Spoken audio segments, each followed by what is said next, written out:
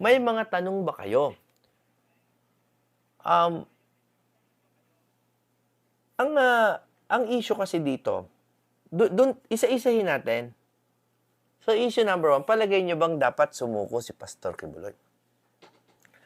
Meron pong lumabas na mga allegedly, mga response ni Pastor. Hindi natin alam kung totoo kasi nga nakakatakot sa panahon ngayon. May AI na. At yung AI na yan, pwedeng gumaya ng boses. Diba? Napakapangit na talaga ng daigdig natin. Ano? Napakapangit. Buisit talaga. Ang pangit-pangit. No? Talagang parang hell has broken loose. Pero, pag-usapan ba rin natin?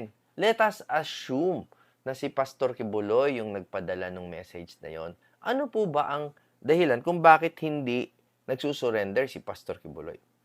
Ang sinasabi po niya, basically, no, ay pakana ito ng mga Amerikano